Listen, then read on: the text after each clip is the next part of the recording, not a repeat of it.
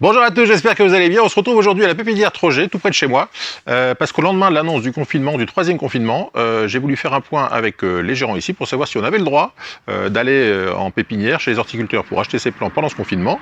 Donc on va voir avec Valérie ce qu'elle en pense, elle va nous dire si on a le droit ou pas. Et puis après, je vous ferai un petit tour de la pépinière pour voir où en sont les semis qu'on a vus dans la vidéo de début février.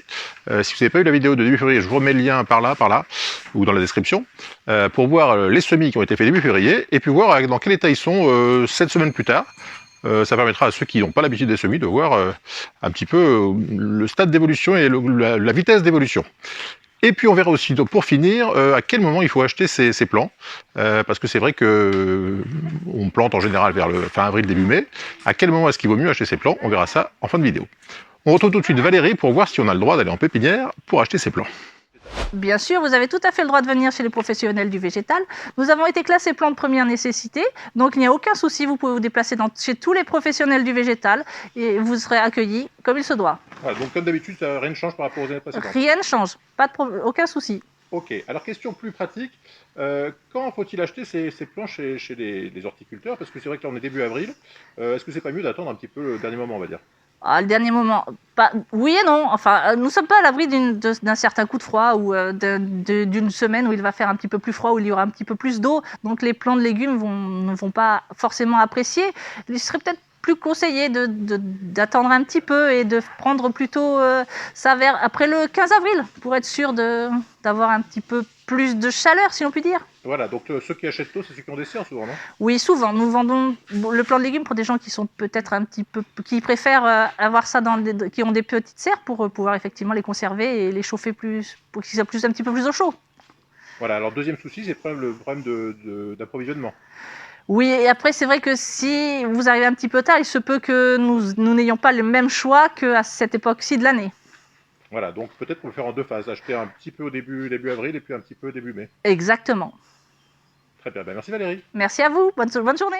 Alors avant d'aller voir l'évolution des plants ici à la pépinière, dernière chose pour laquelle moi je vous conseille d'acheter des plants en plus de vos semis, c'est que ça vous permet d'accélérer un petit peu, d'avoir des premiers fruits un peu plus tôt qu'avec vos semis. Souvent nous, les amateurs, on fait des semis qui sont un peu moins performants que chez des professionnels.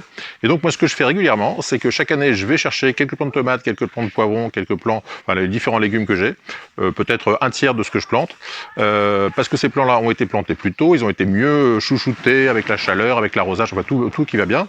Et donc en général, ils fructifient au moins 15 jours avant. Donc ça permet par exemple d'avoir des courgettes, des poivrons, des aubergines, un peu plus tôt que si je faisais exclusivement du semis. Je pourrais ne faire que du semis, mais disons que j'aurai une production plus tardive, et je préfère acheter quelques plants pour avoir une production plus tôt, et puis ensuite mes plants à moi, mes semis à moi enchaînent, et donc j'ai une production plus longue sur toute la saison. Voilà, donc on va aller voir maintenant le niveau d'évolution, le stade d'évolution des semis. On voit ça tout de suite.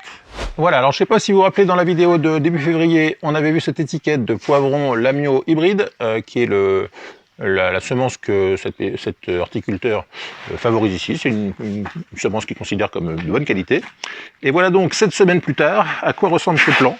Donc des plants de professionnels. Ils font quoi? Ils font 10-12 cm de haut. Ils sont bien verts. Ils sont en pleine forme. Ils sont même un petit peu mangés. Là, il y en a un qui est un petit peu mangé. Donc même les pros peuvent avoir des petits soucis de bestiole. Mais en tout cas, voilà à quoi peut ressembler un plant professionnel de poivrons après 7 semaines après le semis. Voilà pour les poivrons. Alors je vais faire un petit tour de l'ensemble des plants pour vous montrer. Alors autre chose intéressante par rapport au semis de courge, par exemple, tout ce qui est cucurbitacées. Vous voyez par exemple là on a du concombre. Alors c'est pareil, c'est vrai que ici il y a les conditions idéales de chaleur et d'humidité. Moi les concombres je vais commencer à les semer maintenant. Vous voyez que ceux-là ils ont déjà pas mal d'avance. Donc encore une fois, si on les plante maintenant, si on n'a pas de serre, ils risquent fort de prendre le froid. Mais enfin si on a une serre, ou sinon dans une région où on peut planter un peu plus tôt, et ben là on a des plants, je pense que ces plants-là commenceront à produire dès la fin mai, voire début juin. Et donc si on a fait ses propres semis, disons qu'on peut commencer avec ces plants-là, et puis ensuite enchaîner avec nos semis. Voilà donc les concombres semés début mars, pardon. Voilà, là on a de l'aubergine blanche, pareil, qui a été semée il y a environ 7 semaines. Et vous voyez que ça donne des plants, là encore, qui sont jolis. Mais on voit bien que ce sont le poivron comme l'aubergine, ce ne sont pas des plants qui se développent à une vitesse folle, puisque là ils ont bientôt 2 mois. et ils font, on va dire, une petite dizaine de centimètres. Voilà, donc là on se retrouve sur une planche de poivrons, mais alors ce qu'il faut savoir c'est que les horticulteurs font des vagues de semis. La première vague ici c'est celle de janvier, et là on voit que les plants sont un peu plus grands évidemment que ceux qui ont été semés en février. Donc si vous allez chez un professionnel, un artisan, demandez-lui si vous voulez avoir des fruits rapidement, à avoir les premiers semis on va dire, pour du coup avoir des récoltes un peu plus tôt que si vous prenez un semis de 2 mois au lieu de 3 mois. Voilà donc, ça c'est du semis de janvier, et ça fait des plants d'environ une petite quinzaine de centimètres. Voilà, alors toujours pour que vous ayez une idée de l'évolution des plants sur 3 mois, voilà des plants de betteraves semés en janvier.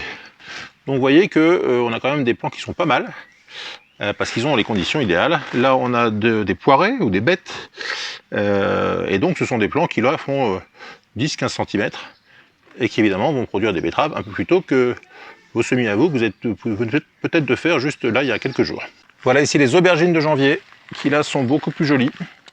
Et c'est probablement celle-là que je prendrai dans une quinzaine de jours. Moi je pense que je vais planter vers la fin avril. Donc d'ici là elles auront encore 1 mois de croissance. Et du coup je pourrais espérer avoir des aubergines dès le début du mois de juillet. Et puis les miennes enchaîneront en août. Voilà, je vous fais un petit plan sur les tarifs, parce que c'est vrai que les tarifs sont assez variables selon les régions, les magasins, etc.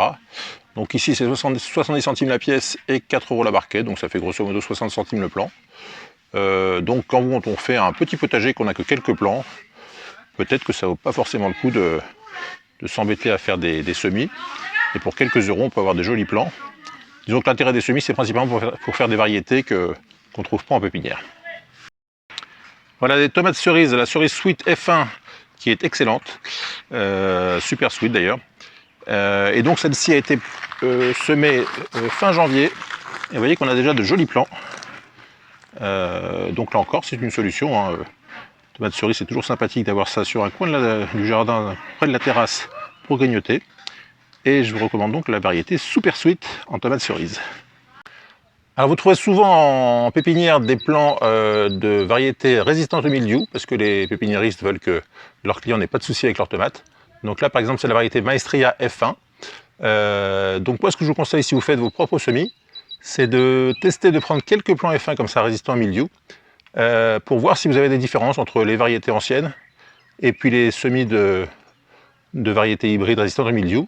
Ça sera intéressant de voir si vous constatez des différences entre les attaques de mildiou sur vos semis à vous et sur ce genre de variété a priori résistante. Là ça doit être des semis assez récents, parce que pour l'instant ils ne sont pas énormes. Alors je vous filme ça pour vous montrer que souvent il y a des gens qui me disent « Ah oui, mais moi j'aime pas acheter mes plants en grande surface parce que je préfère aller chez un petit pépiniériste ». Mais il faut savoir que les petits pépiniéristes, les petits horticulteurs vendent leurs plants en grande surface. Donc si vous achetez vos plants en grande surface parce que c'est plus pratique pour vous, parce qu'en faisant vos courses vous trouvez des plants, n'ayez pas trop de scrupules, parce que finalement vous achetez des plants au pépiniériste, simplement vous donnez une commission au magasin dans lequel vous l'achetez. Mais disons que tous les plants que vous achetez, au départ, ils ont été faits souvent par un petit pépiniériste. Il y a aussi des grossistes, hein, il y a aussi des industriels qui font des plants par millions. Mais par exemple, dans ce coin-là, dans mon supermarché près de chez moi, les plants qui sont vendus ont été faits par la petite pépinière du coin. Donc, il ne faut pas toujours être embêté d'acheter ces plants en grande surface. Bon, alors après, c'est vrai que l'intérêt d'aller acheter chez un horticulteur, c'est qu'évidemment, vous avez un choix que vous n'avez pas du tout dans une grande surface. Mais ici, chez cet horticulteur, il y a des dizaines d'espèces proposées, il y a des fleurs, il y a des fruitiers, il y a des rosiers, il y a des vignes, il y a un peu de tout, quoi. Donc c'est vrai que c'est l'avantage d'aller faire une petite balade en jardinerie ou chez un horticulteur, c'est d'avoir beaucoup de choix, et c'est toujours un plaisir, même si on n'achète pas énormément, mais c'est toujours un plaisir de voir tous ces plants et puis les voir évoluer. Voilà, alors petite interro surprise, qu'est-ce que c'est que cette espèce, qu'est-ce que c'est que cette plante? Et bien c'est pas compliqué, c'est marqué dessus, c'est du melon charentais. Alors aujourd'hui on est le 1er avril, et vous voyez que les semis ici ont dû être faits il y a une bonne quinzaine de jours. Ils sont déjà assez jolis. Moi j'avais prévu de faire mes semis aujourd'hui, mais encore une fois, il est possible que si mes semis n'ont pas assez avancé, je prenne quelques plants ici, en complément de mes semis. Et voilà, donc des semis de melon d'une quinzaine de jours.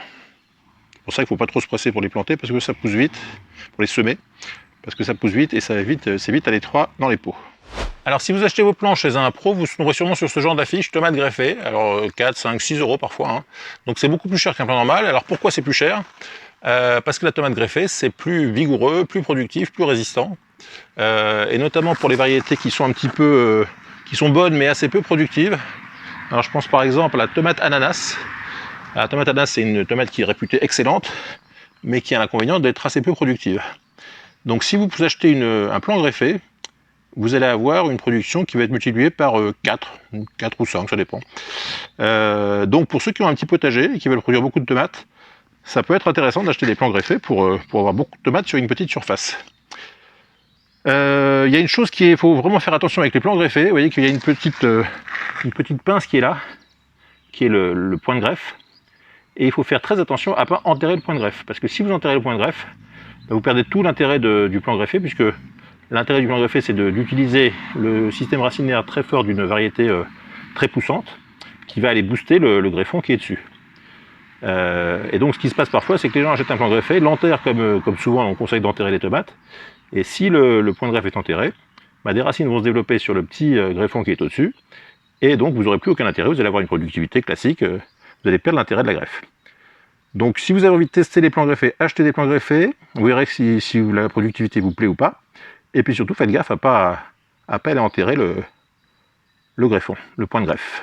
Alors là, je vais vous montrer un petit truc intéressant. Il faut savoir que les professionnels, quand ils réutilisent des pots, soit que les gens le ramènent, parce qu'il faut savoir que si vous ne gardez pas les pots chez vous, vous pouvez les ramener aux professionnels, avant de les réutiliser, ils les passent avec un produit désinfectant, bactéricide, fongicide, virucide, etc., qui fait que le semis suivant ne va pas être infecté. Alors bon, moi c'est vrai que chez moi, je désinfecte rarement, même jamais pour ainsi dire, mais c'est vrai qu'a priori, ça serait intéressant de désinfecter. Alors pas forcément avec un produit professionnel, mais au moins à la javel. Oui, 1%. Voilà, comme pour la maison, quoi.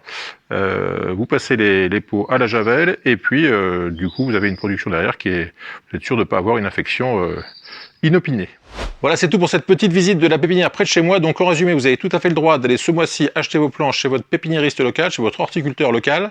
Vous pouvez faire jusqu'à 30 km puisque c'est considéré comme un besoin essentiel. Donc n'hésitez pas. Deuxième chose, n'achetez pas vos plants trop tôt pour pas vous retrouver avec des plants qui traînent dans un coin, qui vont prendre le froid, qui vont être exposés au soleil sans être plantés, etc. L'idéal, c'est d'acheter vos plants juste avant de les planter. Comme ça, il n'y a pas de souci. Et puis dernier petit conseil, je vous recommande de faire comme moi, c'est-à-dire que même si vous avez fait vos semis, achetez quelques plants à votre horticulteur local. D'abord, ça fera travailler un petit artisan local, c'est toujours bien, et puis d'autre part, vous aurez une production une sorte de production primeur avec des plants un peu plus précoces que ceux que vous aurez fait vous-même. Voilà, c'est tout pour aujourd'hui. Si vous avez aimé cette vidéo, n'hésitez pas à mettre un petit pouce bleu. Si vous avez des questions, des commentaires, c'est juste en dessous. Et puis, si vous n'êtes toujours pas abonné à la chaîne, je compte sur vous pour nous rejoindre très vite. À bientôt pour de nouvelles aventures. Bye bye.